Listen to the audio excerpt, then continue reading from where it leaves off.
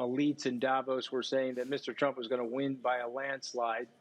They thought because of the tailwind of the economy and the lack of a pandemic that it would be an easy election for him. But I said to those people that there's something wrong with Donald Trump, that there's obviously he's unwell and he's not a great manager and he's trying to divide the United States. And when you're not a great manager, if you're faced with a crisis, you're not going to be able to handle and or manage the crisis. And so, unfortunately, that's what happened. I actually thought the Soleimani strike in January was going to start a crisis. Thank God that that abated, but the crisis turned out to be the global pandemic. And unfortunately, the president's just not equipped to handle a crisis like that. He lied about the science, he politicized mask wearing, and he will lose the election.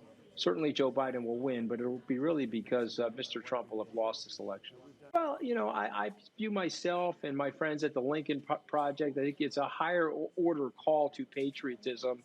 It's a patriotic duty when there's somebody in the Oval Office suggesting that they won't accept a peaceful transfer of power, or it's a patriotic duty when someone is calling for violence or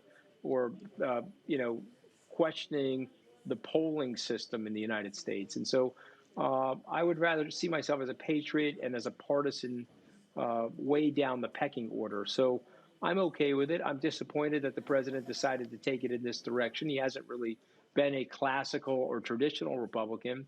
If anything, he's hijacked that party, or to quote his son-in-law, Jared Kushner, it was a hostile takeover of that party. And they've converted that party into something known as Trumpism, which is a mixture of heavy deficit spending, lots of bellicosity of rhetoric, lots of bullying, and an attempt to divide the nation and to charge the nation with a tremendous amount of racial tension. And I just think it's the wrong thing to be doing in the United States right now in 2020.